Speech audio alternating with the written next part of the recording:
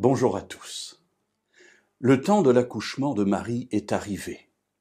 Mais vous savez qu'à cette époque, un recensement a été ordonné par l'autorité romaine et chacun doit se faire recenser dans la ville de sa famille d'origine. Et ainsi, Joseph quitte Nazareth et descend à Bethléem, en Juda, pour se faire recenser parce que sa famille est descendante de David, du grand roi David, et elle est originaire de Bethléem. Ils arrivent donc, et cela nous est rapporté dans l'Évangile selon Luc au chapitre 2 et au versets 6 et 7. Pendant qu'ils étaient là, le temps où Marie devait accoucher arriva, et elle enfanta son fils premier-né. Elle l'emmaillota et le coucha dans une crèche parce qu'il n'y avait pas de place pour eux dans l'hôtellerie. Alors effectivement, quand on fait ce genre de déplacement, il y a plusieurs dizaines de kilomètres, on s'en va pour plusieurs semaines, on ne fait pas l'aller-retour dans la journée, et on va rester là un certain nombre de temps. Et voilà que pendant ce temps-là, l'accouchement arrive. Que faire ? Le récit nous donne un détail, c'est qu'il n'y a pas de place pour eux dans l'hôtellerie. On s'imagine évidemment les villes à taille actuelle. Mais à l'époque, déjà maintenant Bethléem, c'est pas quand même une très grande ville, mais à l'époque c'était un tout petit village, peut-être quelques dizaines de maisons et c'est tout.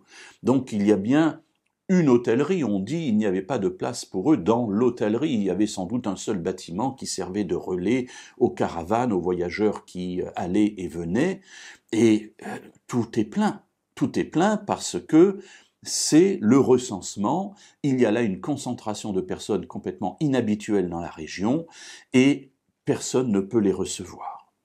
Alors Joseph cherche un lieu pour accueillir sa femme et lui permettre d'accoucher dans les meilleures conditions ou les moins mauvaises.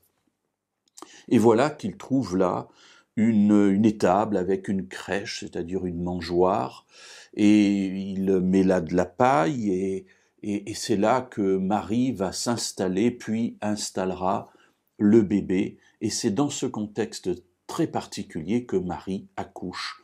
Et le passage nous dit très précisément que c'est bien son fils premier-né. Alors cela va être mentionné à plusieurs reprises.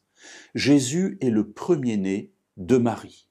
Nous l'avons vu hier, Marie a accouché après une grossesse qui a été déclenchée par le Saint-Esprit, et lorsqu'elle a accouché, elle était toujours vierge, n'ayant pas eu de relation sexuelle avec aucun homme, et donc pas avec son mari, Joseph.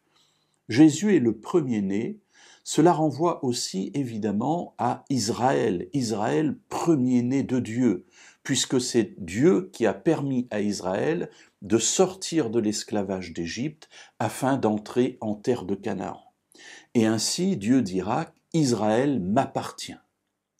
Et pour signifier cela, tous les premiers-nés d'Israël appartiendront à Dieu et devront être rachetés à Dieu, afin de faire partie de la vie de la famille dans laquelle ils sont nés. Il y a là une tradition qui va renvoyer à cet appel particulier que Dieu a pour les premiers-nés. Et Jésus est le premier-né de Marie, et non de Joseph, mais premier-né de Marie et de Dieu. Ainsi, le saint enfant qui naîtra, avait dit l'ange à Joseph, sera appelé fils de Dieu. Et c'est ce qui avait été dit aussi à Marie. Et c'est ainsi que ce premier-né de Marie est bien décrit dans les deux évangiles qui parlent de la naissance de Jésus comme étant fils de Dieu.